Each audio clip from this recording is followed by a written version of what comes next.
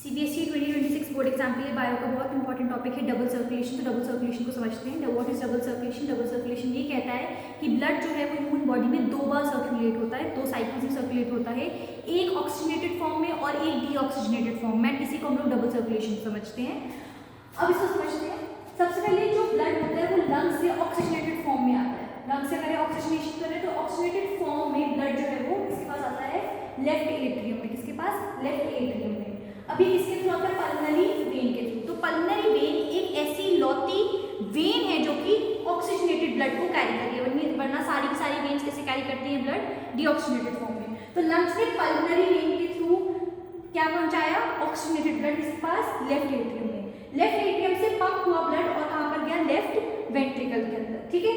अब इनके नीचे ये जो बनाए ये है वैल्व्स। वैल्व्स का काम क्या होता है? To prevent backflow of the blood. अब लेफ्ट वेंट्रिकल से इसने लिया ब्लड अयोटा ने। अयोटा एक आर्टरी है जो कि लार्जेस्ट आर्टरी है हमारी ह्यूमन बॉडी की।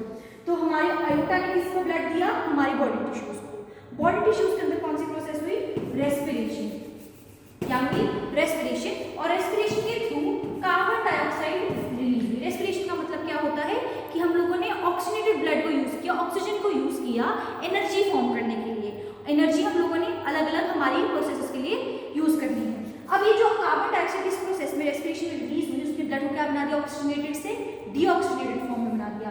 अब डीऑक्सीजनेटेड फॉर्म वाला ब्लड कौन कैरी करेगा? Vena cava. और किसके पास लेके जाएगा? Right atrium. एक गलती, आप लोग इसको यहाँ पर राइट वेंट्रिकल के पास भेज देते हैं। कभी ब्लड जो है वो उल्टा नहीं जा सकता, ये बात ध्यान रखना। इसलिए वेना कावा किसको देगी? पहले राइट एट्रियम को। राइट एट्रियम से ब्लड पंप होगा किसके पास? राइट वेंट्रिकल के पास। राइट वेंट्रिकल से पल्मोनरी आर्टरी जो है वो ब्लड लेगी।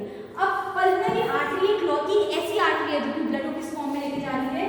डीऑक्सीजनेटेड फॉर्म में। ठीक है। वरना सारी की सारी आर्टरीज कैसा ब्लड कैरी करती हैं? ऑक्सीजनेटेड ब्लड कैरी करती हैं। तो पल्मोनरी आर्टरी ने किसको ब्लड दिया? लंग्स को। अगेन लंग्स में क्या हुई? ऑक्सीजनेशन हुई। और पल्मोनरी वेन ने क्या कैरी करा? हमारा ऑक्सीजनेटेड ब्लड। याद कैसे करना है? ये हमने क्या बनाया है? हार्ट। एक ह्यूमन बॉडी ऊपर एट्रियम होते हैं, नीचे वेंट्रिकल्स होते हैं, 4 चेंबर्स होते हैं ह्यूमन हार्ट के अंदर। ठीक है। डबल सर्कुलेशन का फायदा क्या होता है? सबसे पहले ये ध्यान रखना, बॉडी टेम्परेचर को मेंटेन करके रखता है। इसमें मिक्सिंग ऑफ ब्लड नहीं होती, जिसके कारण बॉडी के अंदर एफिशिएंट ऑक्सीजन सप्लाई जाती है और लार्ज अमाउंट ऑफ एनर्जी जो है वो फॉर्म हो सकती है एक बार में। ठीक है। तो आपको कैसे याद रखना? ये हमने ह्यूमन हार्ट बनाया, ऊपर लंग्स बनाएंगे, नीचे टिश्यूज बनाएंगे। पल्मोनरी वेन, वेन के सामने पल्मोनरी आर्टरी। याद रखना पल्मोनरी वेन कैसा कैरी करती है?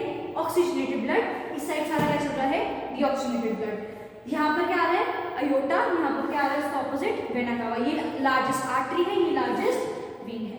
अब ये वाली जिसमें लंग्स हम लोगों के काम कर रहे हैं, ये वाली सर्कुलेशन को हम लोग बोलते हैं पल्मोनरी सर्कुलेशन।